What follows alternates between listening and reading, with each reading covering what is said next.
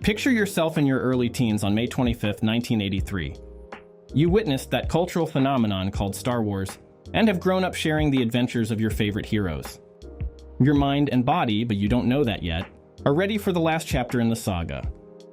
The cinema lights finally go off, and just 20 minutes into the movie, you gawk when you see the innocent princess you thought you knew. Like this. A brief moment, but one that sends your hormones raging, that makes you discover a new world of sensations. So let's dive in and find out why that portrayal came to be in the first place. After the enormous success of Episode 5, Lucas immediately began working on an outline for Revenge of the Jedi, which would be based on the whole story he had written in 1974. The earliest outlines had Luke rescuing Han with no importance to the overall story, while Leia led a group of rebels on a forest moon. But as he kept rewriting the third act from his original Star Wars draft, he decided to resurrect Jabba the Hutt and spend the first part of the movie with him. This first whole sequence with Jabba the Hutt was more an afterthought than anything else. And a part of the script that this actually represented in the very first outline, where I had this whole story outline, it was like the last 20 pages of the script. So I had to come up with another 100 pages of stuff. To shape the script, Lucas kept non-stop story discussions with director Richard Marquand, writer Lawrence Kasdan, and executive producer Howard Kazanjian, and eventually decided to just place her on Tatooine with the others.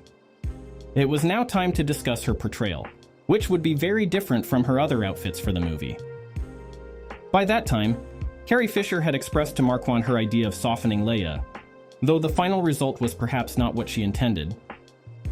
He enthusiastically agreed with her concern, as he believed that in Episode 5 she had become a drag and literally a bitch, with a depth that hadn't been explored yet.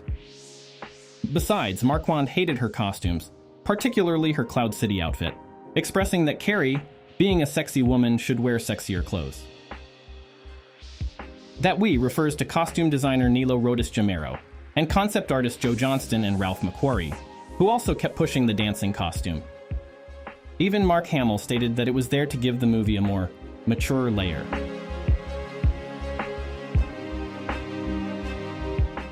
Lucas himself agreed with the idea, though partially motivated by his desire to show Leia growing up, as he did with Luke and Han. A three-part journey that maybe intends to represent Leia's emotional and sexual awakening. With that in mind, her new role would be based on Ula, created by Marquand, as he wanted an alien exotic dancer inspired by the Ottoman imperial harem.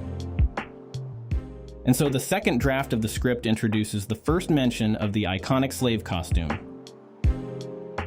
With a burning desire to have her in the skimpy attire, Lucas gave the costume designers only a general idea of what he wanted, but with the remark that it should be something special.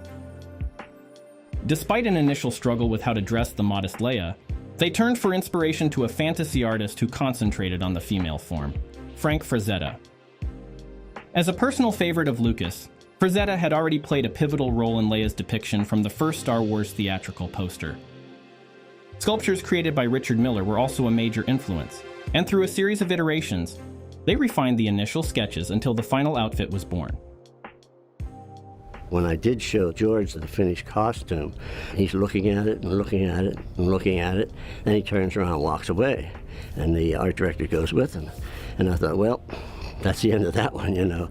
I guess he really hated it. But in about 5 minutes, the art director came back and he said, he loves it, he loves it. And I said, but he didn't say anything. He said, well, that's why we know he loves it. But Lucas was unsure about Carrie's reaction to wearing something like that, so one of those designs was presented to her in advance. George got me up to San Francisco and showed me a picture of this bathing suit to frighten me into exercise, I think. He succeeded.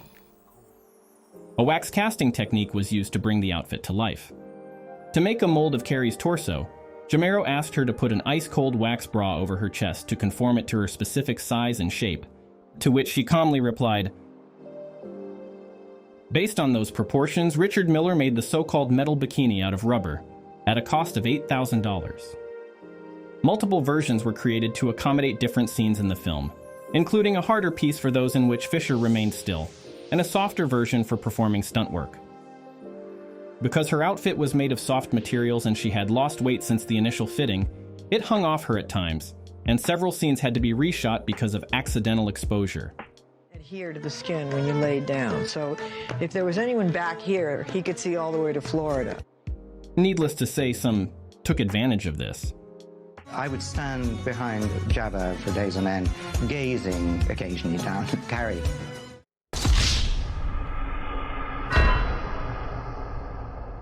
As the only women on set, Carrie Fisher and stunt performer Tracy Eden became very popular among the male crew, having to put up with gazes and even accidental touches, such as when one of Jabba's operators put its right hand on Carrie's shoulder, but heard her say quite calmly that he had put it in the wrong place. He doesn't feel the need to be charming or anything. He's just an unpretentious, very straightforward guy. And I love him. Despite appearing in only 2 scenes, the slave Leia look has nevertheless attained pop culture icon status, mainly because that sight got burned into the sweaty subconscious of an entire generation. 15 or 20 years later, a lot of people would come up to me and say, "You made the Princess Leia costume. Wow, that was the best thing I ever saw when I was a kid." Lucasfilm was aware of that, so it became her default portrayal in the posters for the film. But Fisher, who experienced body dysmorphia throughout her life, did not spend a happy time in that costume.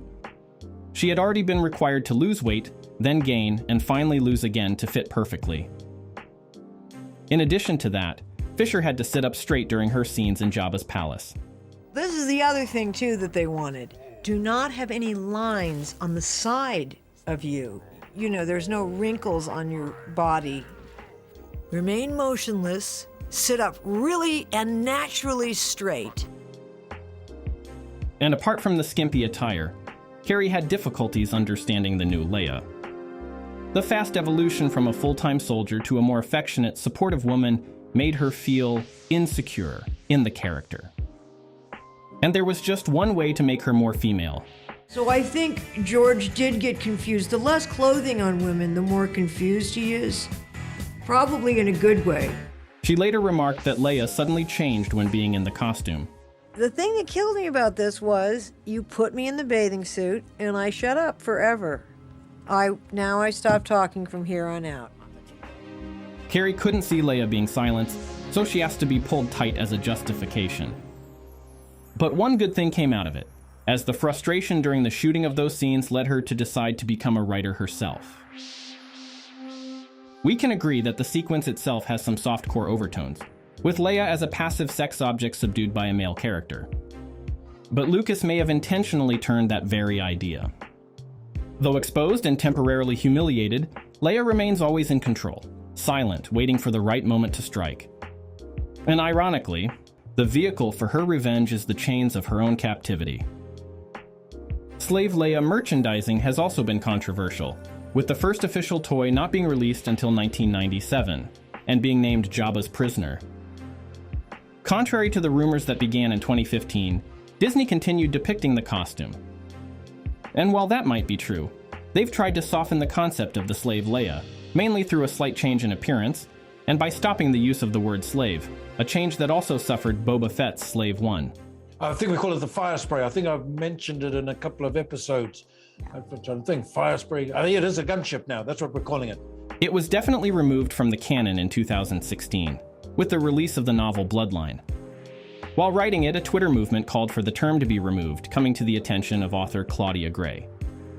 As a result, slave costume was replaced with dancing girl costume, and slave Leia with the Hutt Slayer.